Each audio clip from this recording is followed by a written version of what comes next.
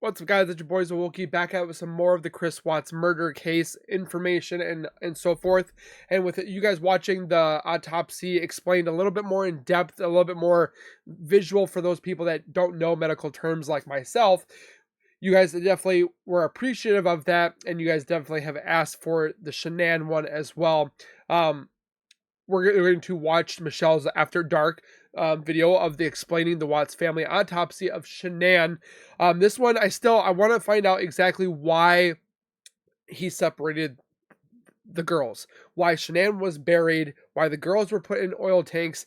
That just doesn't make sense to me. Wouldn't you want them to be together?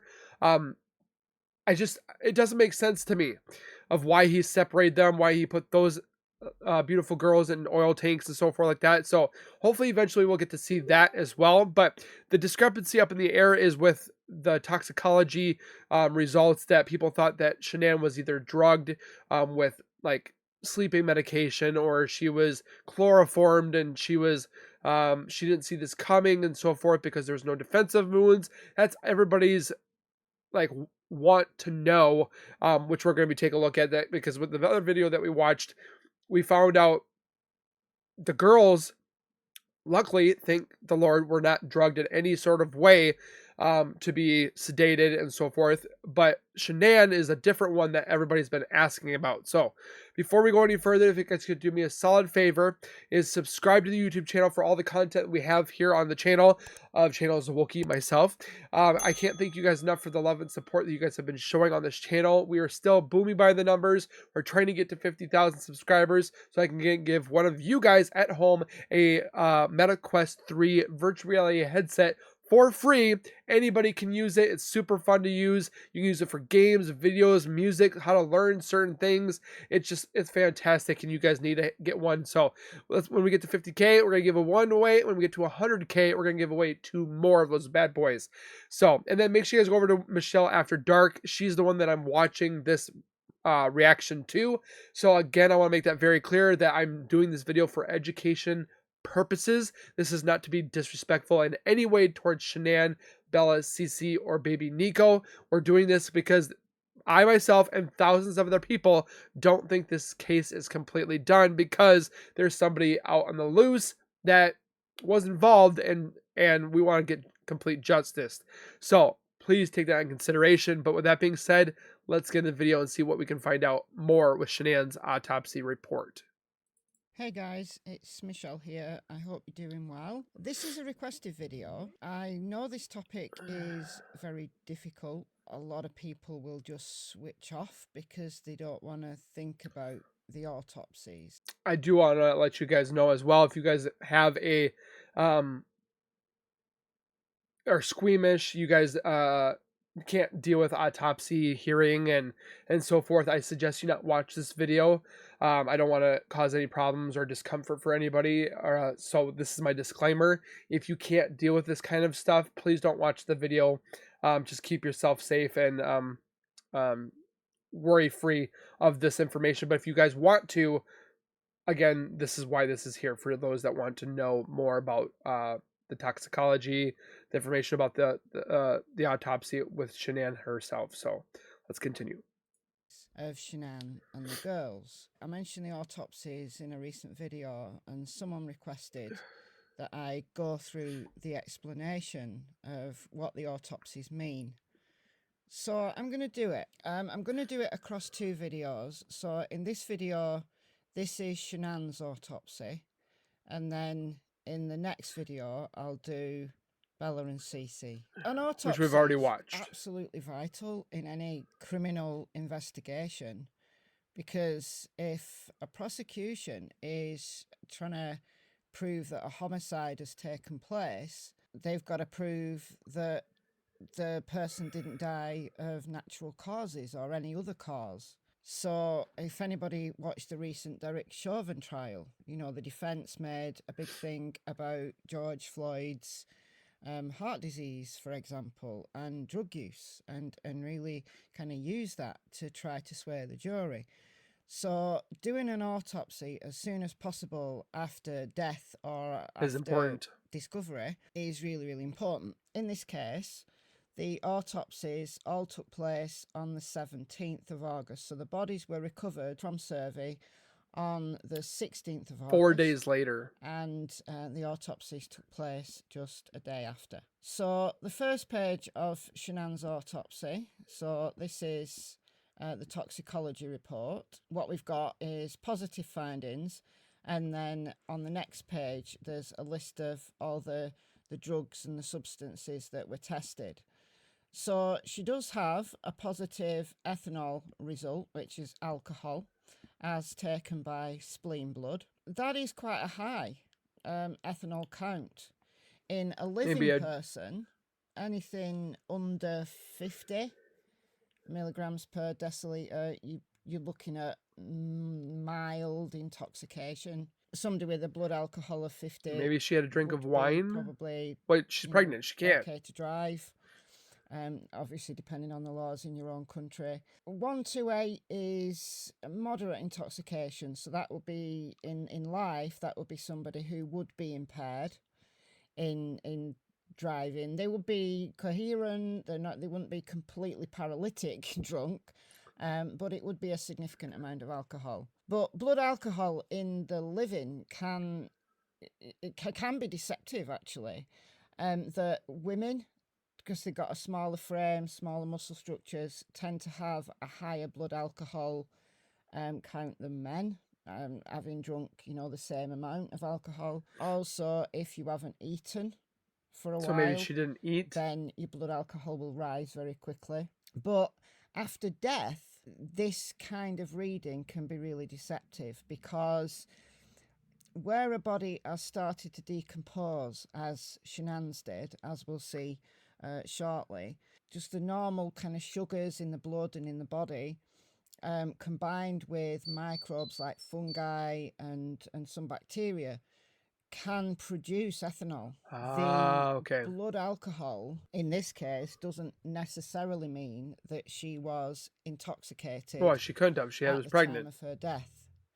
She could have had a glass of wine, or even 2 glasses of wine. She was pregnant. On an empty stomach, and had a reasonably high blood alcohol. But it's probably, in this case, probably just as likely that this reading is as a result of decomposition. I think it's decomposition. Don't read anything into that. I mean, I've heard a lot of she was OCD. That she was not going to drink. Rolling drunk, and she killed the girls because she was rolling drunk. She didn't know what she was doing.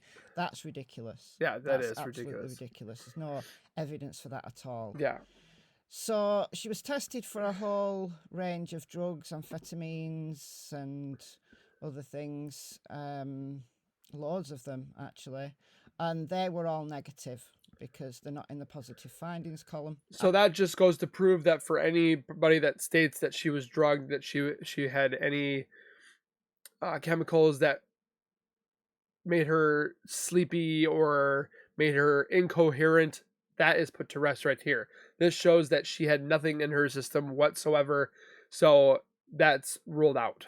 I will mention just the oxy, because there is some question about whether Chris gave her oxy on the night. Back in June. No evidence of that, because it was a negative finding. Okay. So what happens at an autopsy is that at the time of the autopsy, the person doing the autopsy will take notes.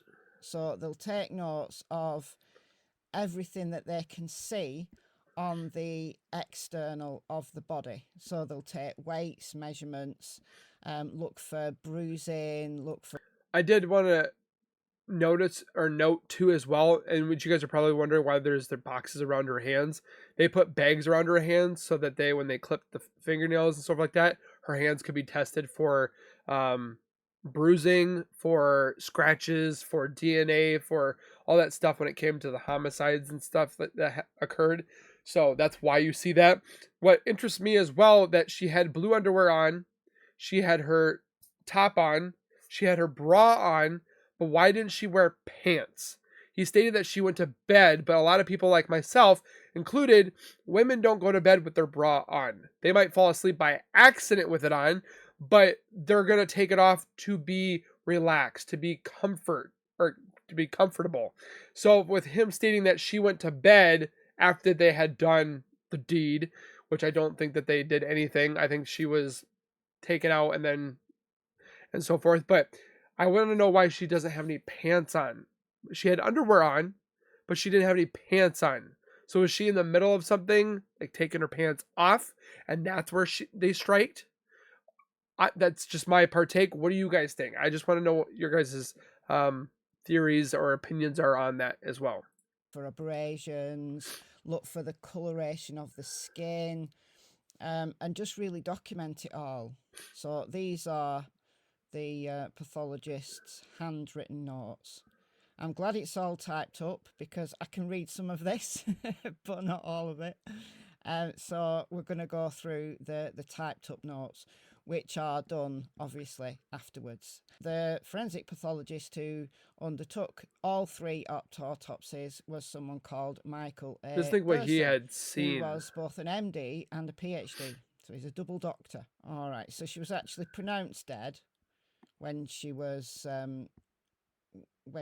taken out of Found the at ground. midnight. So August the 16th at approximately 12 a.m. And then her autopsy took place a few hours later at 10:30 a.m. All right, so we'll go through all of this. I'm not a medical professional. I don't Nor am work in I. the medical field, but I do understand some of the medical terminology and the stuff I don't know understand. very little. I've looked up, right? So I have a basic knowledge. The first thing that you'll see on an autopsy report is the diagnosis. So in terms of a criminal case, this is going to be absolutely vital. In a case that goes to trial, obviously this one didn't, but Which is the shocking. pathologist would be recording it in detail as it might, right? So they want a diagnosis as to whether this is caused by a criminal event such as strangulation or shooting or stabbing, or there's evidence of a natural death, you know, like a heart attack or something like that, right? You've got to rule all that out. The aim of an autopsy is ruling out things just as it is ruling in things. The first thing to note is asphyxiation. That's the likely cause of death. Okay, which was one hand. Manual strangulation. And as we'll see when we go through the detailed kind of internal and external examination, the main thing is the bruising of the anterior, which is at the front. See, this is what we needed. Strap muscles, which are the muscles at the front of your neck. So there's considerable bruising, more on the right side than on the left side. There's some decomposition, which we'd expect. And she was pregnant. She was in her second trimester. So it would have been she was 15 weeks pregnant. And she'd experienced coffin birth. So after death, as all the muscles and tissues relax, so baby Nico, quite often you find that a fetus will expel him or herself. She did experience coffin birth. Nico was born in the grave. We've already mentioned the tox report. Based on the diagnostics, the opinion of Michael A. Burson is, based on the history provided in the autopsy findings, the cause of death is asphyxiation due to manual strangulation by another individual. The manner of death is homicide. What happens at an autopsy is the body is examined first of all as it was found. So that's with any clothing on. Photographs are taken with the clothing on. So there's a documented, track of evidence before the pathologist actually starts the autopsy. After that, the clothes will be removed. Photographs will be taken again of the body and any kind of relevant findings on the exterior of the body. So we'll do the external and then the internal. So the autopsy commenced at 10:30. The body is that of a well-developed, well-nourished, although decomposing Caucasian female in great whose shape. appearance is generally consistent with a reported age of 34 years. The body measures approximately 67 inches long and weighs 144 pounds. Body exhibits mild to moderate decomposition, consisting of generalized discoloration, bloating, and skin slippage. This is important if we want to establish an approximate time of death. Now, in this autopsy, the pathologist hasn't given us a time of death. We can take some information from the stages at which the body was decomposing. So we'd expect some decomposition, having been in a grave for 2 days. She was buried the early morning of the 13th, and she was discovered, she The just 17th. turned the 16th. So she'd been in the ground more than 2 days. There would have been microbes in there that would have acted on breaking down the body. Bloating is one of the stages after death, and skin slippage, so the skin starts to come away. That's perfectly normal when someone has been buried. There's a lot of talk in the community about rigor mortis. So rigor mortis starts to occur within a few hours of death, and it releases, and it can take several days for it to release completely from the body, so the body goes back to a floppy state. Rigor mortis isn't a good indication of an exact time of death. You can't say just because certain muscles have released, it's X number of hours. It doesn't work like that. It depends on a lot of factors, environmental factors, but also the state that the body was in. So you'll go into rigor faster, you'll go into rigor slower if you're well fed, like at the time of your death. It's to do with the amount of energy that's in your muscles, the ATP, adenosine triphosphate, that's in your body at the time of death. So much stuff that Don't I'm read learning too here. much into it, but we do know she was dead at least 36 hours, probably 2 days. The fact that all her major muscle groups have released, that's consistent with what we know would have been about the case. 3 to 4 o'clock in the Is morning. the discoloration after death, because the heart stopped, the blood can't pump, so it kind of pools in certain areas. It says that liver mortis was not readily apparent due to postmortem artifact. What that means is that there's conditions that took place that might confuse an investigation. So that could possibly, in this case, be due to the amount of decomposition that had started to take place. But there was an identifiable area of blanching. Now, blanching is where there's been pressure. So the pathologist here has found on the right side of the abdomen, extending along the groin to the right thigh. This is likely consistent with an area of pressure based on the body position at the time of discovery. So the position she was in has just caused that pressure on her body. There's no issues with her head, so they'd be looking carefully for signs of crime. So there's none here. So she wasn't hit, smacked. Midline, and it does not grate. What I think happened, and just again my theory, is he was trying to, I wouldn't say seduce her, but tried to pretty much initiate sex or make it look like he was doing it, where he applied his hand, because some women, just saying, some women enjoy that, but he had purposely like done it to where he wanted to take her out. He wasn't doing it for sexual gain. He did it to take her out. He had her hands above her or down below her while he said he was straddling her, which he applied his one hand, because one side was actually bruised more than the other. So that's what I think had possibly happened. That's why she didn't fight or resist as much. Not saying this woman didn't, because I guarantee she would have fought. He said that she was praying, or she was citing something like forgiving him of what he is doing. I don't believe that for a second. So I believe she would have fought her hardest if she knew. But again, there's people that speculate that she was hit in the head or she was chloroformed, which that shows none of that happened. Palpation. The pathologist will have actually wiggled her nose to check that it wasn't broken. Because if somebody's died a violent death you know, they've been punched or kicked in the head or It'd be something, then broken. a broken nose would be a sign of that. She hadn't experienced anything like that. So where we get the injuries is on her neck. So let's explain this a little bit. There's no kind of lumps and bumps or inflammation or anything like that. That's just what that means, adenopathy. But there's a line of variable size purple-black circular defects, which I would imagine they would be Finger. kind of where fingers are dug into her, circular like the tips So of the he fingers. purposely. So that's under the chin, along the jawline, up the left aspect of the face.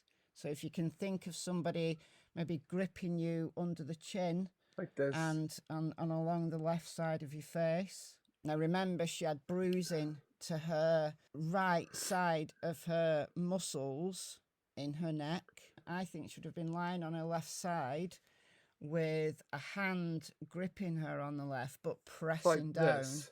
on the right. Because your thumb is going to be That's stronger. consistent with the bruising pattern, in my mind anyway. No remarkable things to say about her chest or her abdomen or her genitalia other than Nico being born. So they did then not the have body sex. would be That was a lie. opened, like a long incision from the chest down the abdomen. And then the bodily organs are all examined. They're looking for signs of natural death, but also signs of a violent death. You know, they want to rule things out as well as investigate and rule things in. He made so it there's personal. no abnormal fluids or accumulations or anything like that. So if somebody's kind of beaten to death and they're like on the torso, they might have signs of ruptures of certain organs, fluid build-up and things like that. So we don't see that. And the organs are dry, and that's a result of her being on the ground. Her heart is fine. No atherosclerosis noted. Atherosclerosis is a disease that's caused by cholesterol buildup in the insides of arteries. You know, when you get a clogged She was a healthy arteries, that can result in a heart attack. Well, that's atherosclerosis. There's also no blood clots. So it's basically saying she didn't have heart disease. So she didn't die of heart disease. Now, this is important. What we see here is normal size lungs, but this here means she had collapsed lungs. So she was trying to breathe. Lungs occur for various reasons. Newborn babies, like preterm babies, can get collapsed lungs because the breathing apparatus isn't well developed. You can have collapsed lungs after certain diseases or surgery or after a violent death. If somebody, for example, has sat on you or squished their knees into your chest while they're strangling you, that is going to collapse your lungs. You're squeezing the air out of somebody while she's strangling them. So as they try to raise up the diaphragm, they try to breathe, they can't because they're basically their body's being squashed. So she had collapsed lungs, but no other abnormalities. The spleen, the liver were fine. The gastrointestinal tract, so her digestive system was fine. Pancreas was fine. Urinary system, okay. Kidneys. So there's no damage to her internal just organs. her throat and her one thing I will say lungs. about her liver, actually, she had a gallstone, but that would have caused some pain. If it wasn't already, it would have started to cause pain. That wasn't a cause of death, just something that was found. The important thing is the neck that we've already mentioned. So traumatic injury as previously described. But what is interesting is the hyoid bone and the thyroid are intact. So often if somebody's strangled from the front, like somebody's pressed down on the front, squeezing the front of you on your neck, then your hyoid bone is going to break. It's only a little bone. But I think the major pressure was down on her right side. She was lying on her left, the pressure bruising on the right and the finger marks on the left, like holding her head and then squeezing down. So that's why I think the hyoid bone wasn't broken. Spine was fine. She did have indication of hardware. So C6, that's the cervical vertebra 6 in the neck. So she did have surgery on her neck. That's okay. No hemorrhaging.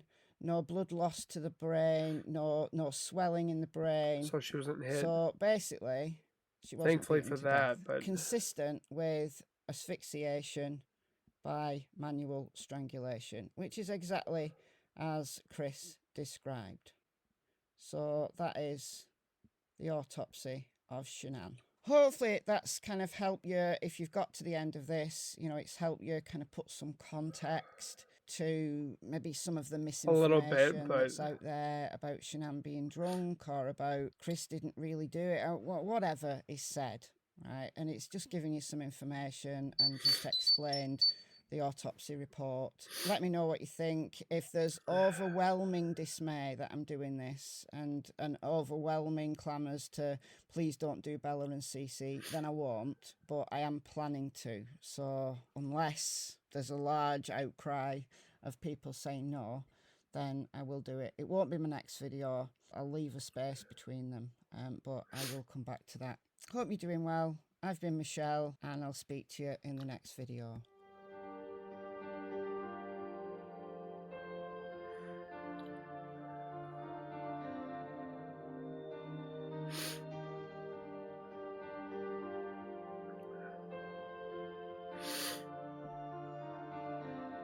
it's just sickening. It just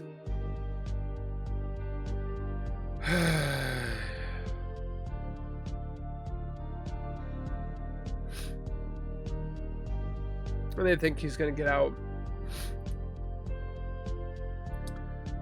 So that being said, guys, that this man is never getting out. For those that think that he's gonna get out, he's not gonna get out. I'm sorry. I've looked at this case up and down, and I'm continuously looking at it even more. There is no way that this man will ever see the light of freedom again. I'm sorry. There's people that actually think that he's gonna get out. How in the world would he ever get out for what had happened to these three people, including his unborn son, Nico, that was actually expelled from his mother, which is sickening in itself. So I definitely want to appreciate everybody that's been watching my videos, that watched this video. If you made it this far, I don't want you guys to think that I made you guys watch this. I just want to put this out there for those that want to dive into this a little bit more and find more answers. So I appreciate all of you guys. Make sure you guys hit the like button for the justice of these 4 souls that were lost. Subscribe for more of the videos, not just this one, but all the content that's out there. And we will see you guys in the next video. So please take care, keep it safe, keep nerding on, and we'll see you guys next time.